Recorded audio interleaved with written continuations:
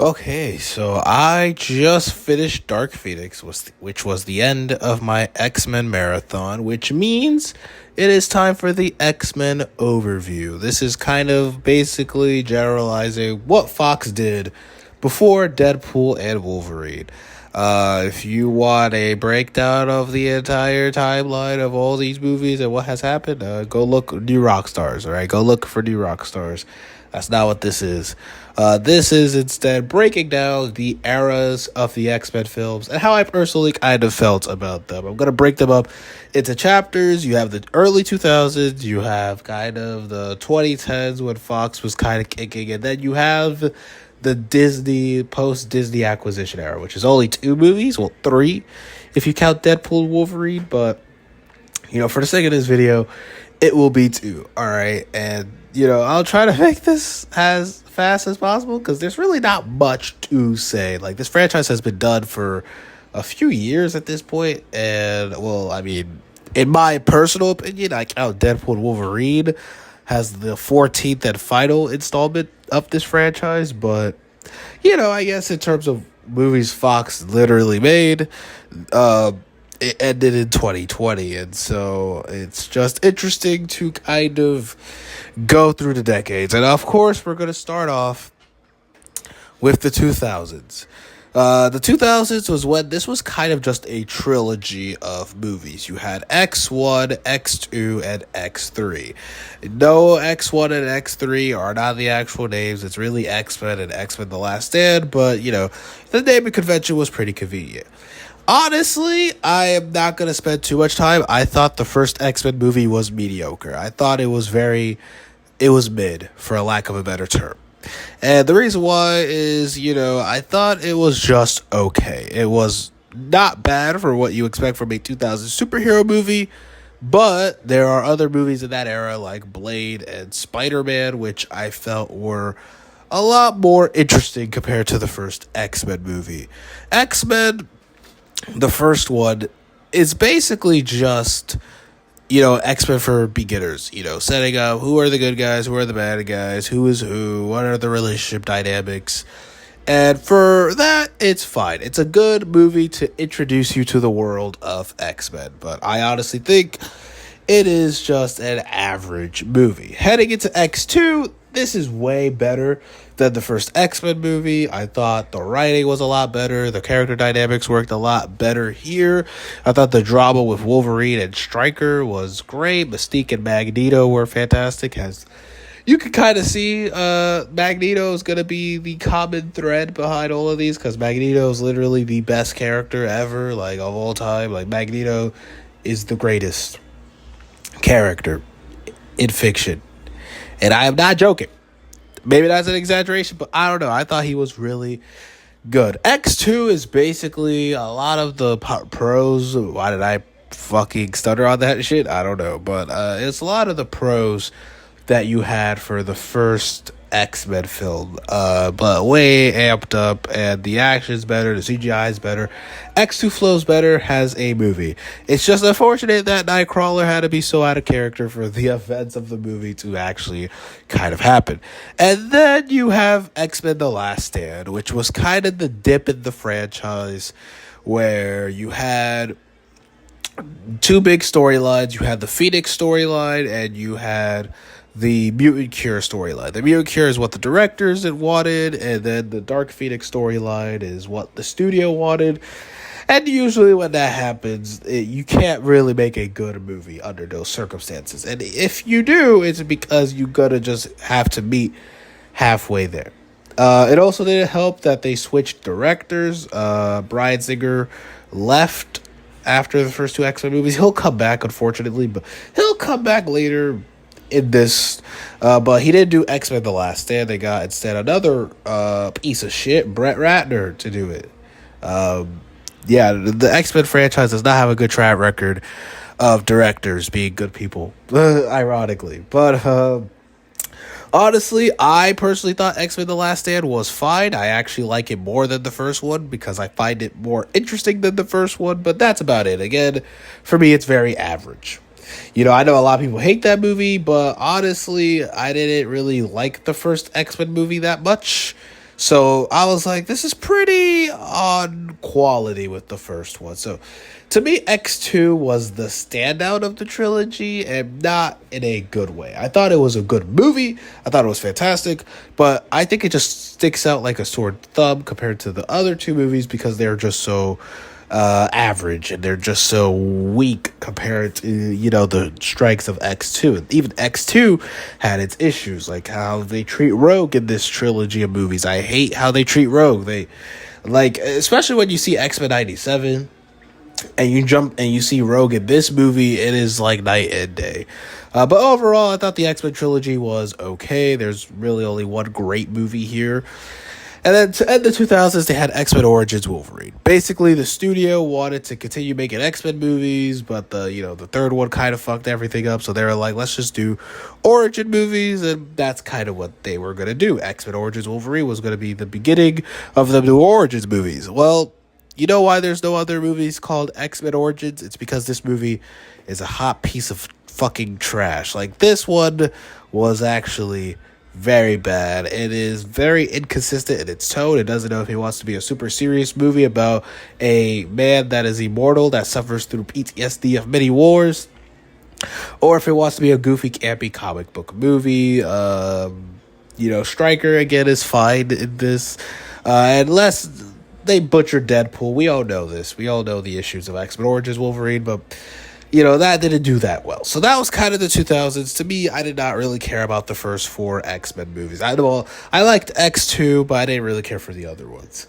Which leads us into the second era, which was kind of the, 2010s. There's no real general, I guess you could say, the prequel era of X-Men. This is like First Class, The Wolverine, Days of Future Past, Deadpool, X-Men Apocalypse, Logan, and Deadpool 2. So that's a lot of them, but, stay with me here. Okay, so first with First Class. I'm going to just do bullet points because, again, there's a lot of these movies. I thought First Class was the best one of the entire series. I think First Class is easily not the best of the series, but it is the second best. And in terms of like an actual X-Men movie, it is the best one, and because it's simple.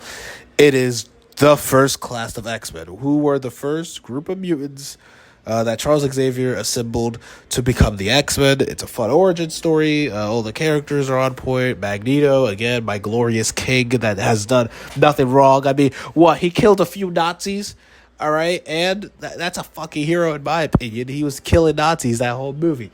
I was completely on Magneto's side that whole time. But overall, I thought First Class was good. And then you have the Wolverine. I thought the Wolverine was really good until the end. I thought the Wolverine kind of dragged a little bit when it came to the third act. And it just dissolved into another generic superhero movie, which is kind of unfortunate because I liked what the Wolverine was doing. Because it wasn't really a comic book movie that you've really seen before. I mean, at least from what I know, it's just refreshing to see an actual Hollywood comic book movie just have a movie take place in Japan. Just have your hero in Japan. You have Wolverine going on this fun side mission. I thought the Wolverine was good. It ties easily into Days of Future Past, and that's what we're going to talk about, Days of Future Past. I thought it was really good. I don't think it compares to First Class. I thought First Class was a better movie, but I thought X-Men Days of Future Past was pretty good. And in terms of the Bryan Singer X-Men movies, I think this was easily the best one he made. That and X2 were pretty good. That was just kind of the crossover of the old characters meeting the new prequel characters, and so that was kind of fun. And then you get into Deadpool, the first Deadpool movie. I'm not gonna get too much into detail. Well, actually, no. I don't know if I'll do a video on Deadpool. Maybe Deadpool will be its own video, but I like the first Deadpool movie. I don't love it like I used to because, again, I was the target audience for the first Deadpool movie. I was a middle schooler, came out in middle school. So I ate that movie up. But, on rewatch, I was like, some jokes don't age well. And, but it's still a pretty solid movie. It's still pretty good. And then the decline began with X-Men Apocalypse, which I thought was just bad. It was just boring. It was bland. Apocalypse wasn't an interesting character. The third act CGI fest was just boring to watch. And overall, I thought there was a couple scenes, like Quicksilver scene was cool, but overall, it just felt like an X-Men movie that was on autopilot. Which leads us to Logan, which is clearly the best of this series of movies. Logan is kind of this darker story that we would never get today because of all those big superhero franchises being cinematic universes, where you basically just have a story of going all the way to a post-apocalyptic future and how one of our favorite heroes that audiences grew up with for over 17 years at that point become an old man, and like the dark future that awaits it. The ending was beautiful, and honestly, I thought Logan was just phenomenal. I just can't do this movie justice in this short amount of time, because there's so many movies to talk about. But maybe one day I'll just individually talk about why Logan is a fantastic movie. It's just for the sake of this video, I can't really go into details about why I love this movie so much, but it is my personal favorite. And then you get Deadpool 2. I think this is actually an improvement from the first Deadpool movie. I thought Deadpool 2 was a lot more fun. I thought the humor was a lot more faster paced. I thought the movie flowed better. So I liked Deadpool 2. And then that led us to Dark Phoenix. And I thought Dark Phoenix was okay. That was the last one I just watched. So I thought Dark Phoenix was fine. I think the first half for Dark Phoenix is really strong, and I think the second half, it just kind of falls off a cliff. And, so overall, it's all right. It's all right. And then finally, you have the New Mutants. Oh, I'm sorry. I didn't break it up. This isn't really an era. It's just post-Disney buyout. Like, after Deadpool 2, Disney buys Fox. And so basically, we all knew the X-Men were going to get rebooted into the MCU. And so by the time Dark Phoenix New Mutants come out, people didn't really give a shit. They were just waiting for the MCU to reboot it. And I think that kind of made these movies harder for people to kind of like, because they just wanted Marvel to immediately reboot the characters and just get it over with, because the excitement of having the X-Men characters in the MCU is a lot more interesting than just having them in their own space. And I could see that, and I thought New Mutants was the worst of the series, but it's still not like a horrible movie, but it's just okay. And that's kind of the general consensus I had with it. That was the general consensus, that I had with this franchise, that it's okay. When it's good, it's really good, and when it sings beautifully, but most of the time, it's just average. It's just okay. The franchise is really carried by the characters throughout. Wolverine, Professor X, and Magneto the most in terms of through-line characters.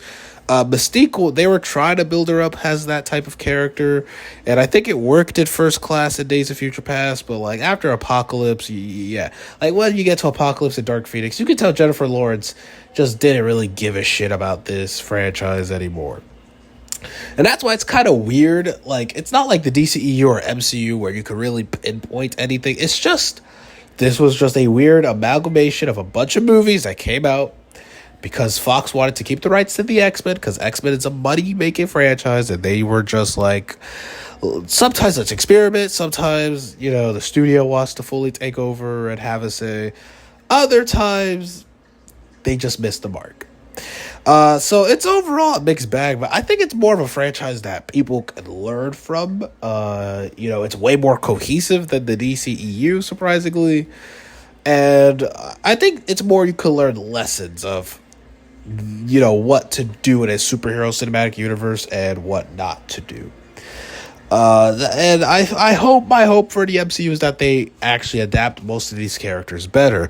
Again, some of these characters weren't bad. Again, I thought Jean Grey, they did a pretty good job with Jean Grey towards the end with the prequel movies. And, I think they were slowly giving Cyclops some type of respect by the end. But, they were just mistreating these characters terribly. And then also them being ashamed to really embrace the super comic bookiness of these movies is also, I think, one thing that really hinders them on the rewatch. So what does this mean for Deadpool and Wolverine? I think Deadpool and Wolverine could just be a beautiful goodbye to this weird amalgamation of movies. It had its moments.